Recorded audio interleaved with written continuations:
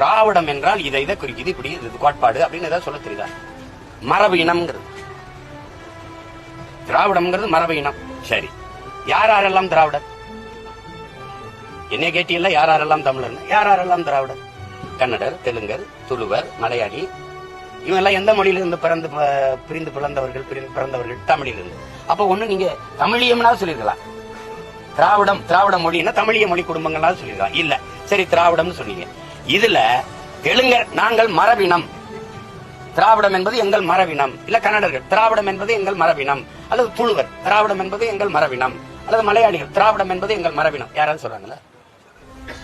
நேத்து வந்தா ஒரு பிச்சைக்காரன் சொல்ல வச்சுக்கிட்டு 50,000 ஆண்டுகளுக்கு மூத்த ஒரு இனத்தின் மக்களை உலகத்தின் முதல் மொழி தமிழ்னு எல்லாரும் சொல்ற.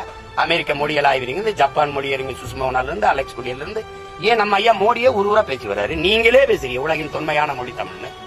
எவ்வளவு பெரிய இலக்கிய வளம், எவ்வளவு பெரிய வரலாற்று தொன்மை கொண்ட ஒரு இனத்தின் மக்களை ஒரு வேற்று சொல்ல, அதான் வெறியா வருதுல. என் தம்பி அதை வச்சுதான் போட்டான். நான் யாருன்னு நான் தான் நம்பி சொல்லுவேன். நீ யாருன்னா நான் சீமா, நான் தமிழன், நான் தான் சொல்லுவேன். நீங்க திராவிடர், நீங்க ஏய் அதான் விடுதலை படம் பார்த்தீங்களா, குத்துறான்ல, என் பேரு கருப்பன்டான், நான் யாருன்னு நான் தான் சொல்லுவேன். நீங்க சொல்றது பேர் இல்லடா. இது அந்த குத்துனாதான் நீங்க விடுவாங்க நினைக்கிறேன்.